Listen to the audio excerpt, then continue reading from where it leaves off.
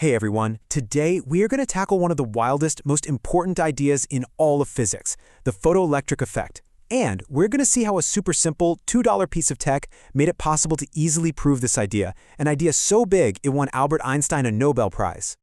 But let me start with a question for you. How is it possible that a tiny, dim blue light can do something a huge, blindingly bright red light can't? The answer? Well, it pretty much defies common sense, and it totally flipped our understanding of what light even is on its head. Okay, so let's get into it.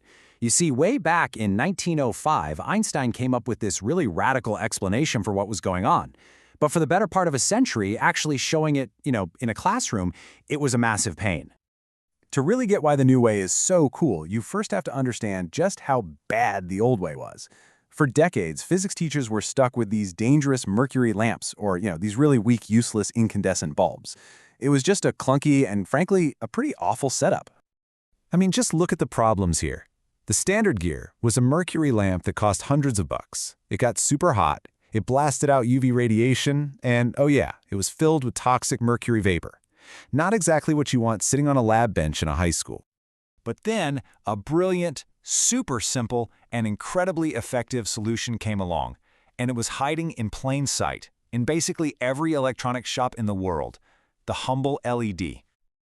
And wow, what a difference. In a paper from 2006, a physicist named Wayne P. Garver showed how you could just swap out that dangerous mercury lamp with LEDs that cost less than $2 a pop. They're totally safe, low voltage, and this is going to be important later, so remember it, they can be switched on and off insanely fast. So this new setup made it incredibly easy to test Einstein's big equation. Now, I know it looks a little scary, but the idea behind it is actually pretty simple. Just think of it like this. The energy an electron has when it pops out is just the energy from the light that hit it, minus a tiny exit fee it has to pay to get out of the metal. And this simple little formula makes three very specific predictions we can actually test. All right, so let's put it to the test, shall we?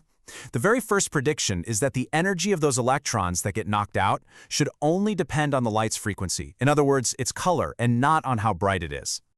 And that is exactly what Garver's experiment showed. The results couldn't be clearer. The higher frequency blue light, it produced electrons with way more energy. The lower frequency red light, the least energetic ones. The color of the light was the only thing that mattered, just like Einstein said it would be. But to really nail this down, the experimenters then grabbed a super powerful infrared LED. Now this thing was way more intense than any of the other lights they'd used. So you'd think it would just blast those electrons out, right? Common sense says it should. Nope, not a single one. It emitted 0 electrons. Zilch. Why? Well, even though the beam itself was really bright, each individual little packet of infrared light didn't have enough energy on its own to pay that exit fee. It's kind of like trying to buy something from a vending machine that costs $1, but all you have are millions of pennies. You have a lot of them, sure, but none of them by themselves are enough to make the purchase. So that brings us right to our second proof, which really messes with our intuition about brightness. If cranking up the brightness doesn't work for infrared, what does it do for a color that does work, like, say, green? Well, the data shows something really cool. As the researchers cranked up the intensity of that green LED, the photocurrent went up. That just means more electrons were getting knocked loose. But, and this is the key part, the energy of each individual electron stayed exactly the same, 0.5 volts. It didn't matter how bright the light got. And this is the real kicker here. Brightness isn't about power, it's about quantity.